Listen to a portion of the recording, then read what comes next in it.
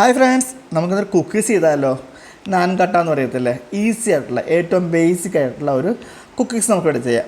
ഞാനിവിടെ 1 കപ്പ് പഞ്ചസാര എടുത്തിട്ടുണ്ട്. അതിലേക്ക് ഒരു 4-5 ഏലക്ക ഫ്ലേവറിന് വേണ്ടിയിട്ട് വേറെ എന്തെങ്കിലും ചേർന്ന് ചെയ്യാം. ഇപ്പോൾ ഞാൻ ബേസിക് ഫ്ലേവറിന് വേണ്ടിയിട്ട് ഏലക്ക ചേർത്ത് നമുക്കൊന്ന് പൊടിച്ച് മാറ്റി വയ്ക്കാം. 1 കപ്പ് പഞ്ചസാര, ആവശ്യത്തിന് ഏലക്കം ചേർത്ത് പൊടിച്ച് മാറ്റി വയ്ക്കാം. ഇനി നമ്മളെടുക്കുന്ന വനസ്പതിയാണ്.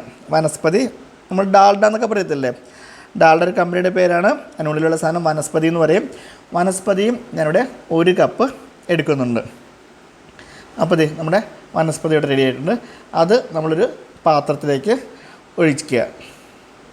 എന്നിട്ട് കൈകൊണ്ട് നന്നായിട്ട് അത് അടിച്ചങ്ങ് പതപ്പിക്കണം. ഇപ്പം മഞ്ഞ നിറവല്ലേ, അതങ്ങ് നല്ലതായിട്ട് അടിച്ച് പതപ്പിച്ച് നല്ല ലൂസായി ക്രീമി ആയിട്ടൊക്കെ വരത്തില്ലേ, ആ ഒരു പരുവത്തിലേക്ക് വരുമ്പം നമുക്ക് പൊടിച്ച് വെച്ച പഞ്ചസാര നമുക്ക് അതിലേക്ക് ചേർത്ത് കൊടുക്കാം. അപ്പോൾ നല്ല ഒരു വയറ്റ് കളറിലേക്ക് അത് കിടക്കും. പൊടിച്ച പഞ്ചസാരയും നമുക്ക് ഈ വനസ്പതി അല്ലെങ്കിൽ ഡാൽഡയിലേക്ക് നമുക്ക് ചേർത്ത് കൊടുക്കാം. ഇതിനകത്തേക്ക് ഇപ്പോൾ ഏലക്കയുടെ ഫ്ലേവർ ചേർത്തിക്കണേ, നിങ്ങൾക്ക് വേണമെങ്കിൽ വാനില ഫ്ലേവർ ചേർക്കാം. ഇനി അതിൽ എമൽഷൻ കിട്ടുന്നുണ്ടെങ്കിൽ ഇപ്പം പൈനാപ്പിളിൻ്റെയോ സ്ട്രോബെറിയോ, അപ്പോൾ സ്ട്രോബെറിയുടെ കളറും ഫ്ലേവറൊക്കെ കിട്ടും. അങ്ങനെയൊക്കെ എന്ത് വേണമെങ്കിൽ നമുക്ക് ചേർത്ത് കൊടുക്കാം. ഇപ്പോൾ ഞങ്ങളുടെ ഏറ്റവും ലോ അത് ബേസിക് ആയിട്ടുള്ള ആ ഒരു നാൻ കട്ട ആണ് നമ്മളിവിടെ ചെയ്യുന്നത്. അപ്പോൾ കണ്ടോ, പഞ്ചസാര പൊടിച്ചതും കൂടി ചേർത്ത് നന്നായിട്ട് അങ്ങോട്ട് യോജിപ്പിക്കുക. ഇവിടെ ഏലക്ക പൊടിയാതെ കിടപ്പുണ്ട്, അതാണ് ചെറിയ കറുത്ത തരി പോലെ കാണുന്നത്. അപ്പം അതുകൂടി ശ്രദ്ധിച്ചാൽ മതി. ഇപ്പം നന്നായിട്ട് പൊടിച്ചെടുക്കുക. ഇനി ഇതിലേക്ക് മൈദയാണ് ചേർത്ത് കൊടുക്കുന്നത്. അത് 2 കപ്പ് മൈദ ചേർക്കുന്നുണ്ട്. ആദ്യം നമ്മൾ 1 കപ്പ് ചേർത്ത് കൊടുക്കുക.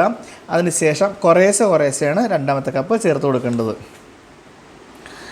അപ്പം എടുത്തത് 1 കപ്പ് പഞ്ചസാര, 1 കപ്പ് വനസ്പതി, 2 കപ്പ് മൈദ. ഇതാണ് നമ്മളുടെ അളവ്.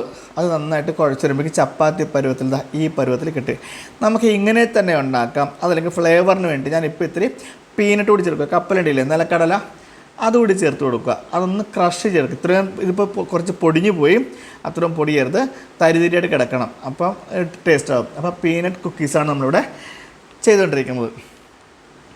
അപ്പോൾ ഇതിന് പകരം കശുവണ്ടി ചേർത്താൽ കാഷ്യൂ കുക്കീസാകും, അതിൽ ബദാം ചേർത്താൽ ബദാം കുക്കീസാകും. അങ്ങനെ ഏത് നമ്മുടെ ഗ്രേറ്റഡ് കോക്കനട്ടോ അല്ലെങ്കിൽ നമ്മുടെ ഡെസിക്കേറ്റഡ് കോക്കനട്ടോ ചേർത്ത് കഴിഞ്ഞാൽ നമുക്കത് കോക്കനട്ട് കുക്കീസാകും. അപ്പോൾ ആ രീതി നമുക്ക് ഓരോന്നും ചെയ്തെടുക്കാൻ പറ്റും. ഇതിപ്പോൾ നന്നായിട്ടൊന്ന് മിക്സ് ചെയ്ത് യോജിപ്പിച്ച് എടുത്തിട്ടുണ്ടെങ്കിൽ നമുക്ക് ചെറിയ ഉരുളകളാക്കി ഇതേ പരുവത്തിൽ ചെറിയ ഉരുളകളാക്കി എടുക്കുക. തീരെ അങ്ങ് ചെറുതായപ്പോൾ ഒരു നെല്ലിക്ക അല്ലെങ്കിൽ ഒരു നാരങ്ങ മുഴുപ്പിൽ ഉള്ള ഒരു ഉരുളകളാക്കിയിട്ട് നമുക്ക് സെറ്റ് ചെയ്തിട്ട് നമുക്ക് ഓവനിലേക്ക് വെച്ച് കൊടുക്കാം.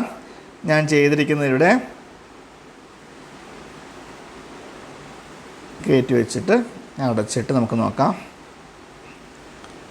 ടൈമിങ് ബട്ടൺ ഇവിടെ എല്ലാം ഉണ്ട്, കാണിച്ചു തരാം. ഇത് കണ്ടോ, ഇത് ഡിഗ്രി 180 ഡിഗ്രിയിലാണ്. താഴത്തത് ഞാനിവിടെ 20 മിനിറ്റാണ് ഇപ്പോൾ ചെയ്തിരുന്നത്. 10 മിനിറ്റ് പ്രീ ഹീറ്റായിരുന്നു നേരത്തെ. ഇപ്പോൾ ഇത് 20 മിനിറ്റ് ഇവിടെ ഇട്ടിട്ടുണ്ട്. അപ്പോൾ 20 മിനിറ്റ് ആകുമ്പോഴേക്കും നമ്മളുടെ ഈ കുക്കീസ് റെഡിയാകും. നമ്മുടെ കുക്കീസ് ഇവിടെ റെഡി ആയിട്ടുണ്ട്. അപ്പോൾ എല്ലാവരും ഒന്ന് ട്രൈ ചെയ്ത് നോക്കുക. ഈസി ആയിട്ടുള്ള ഒരു പീനട്ട് കുക്കീസ് നമുക്കത് ഇവിടെ അടുത്ത് സെറ്റായിക്കൊണ്ടിരിക്കുന്നു. അപ്പോൾ നല്ലൊരു വീഡിയോ ആയിട്ട് നമുക്ക് നാളെ വീണ്ടും കാണാം. Have a nice day. Like ചെയ്യാനും ഷെയർ ചെയ്യാനും കമൻറ്റ് ചെയ്യാനും മറക്കല്ലേ. Okay, bye, take care.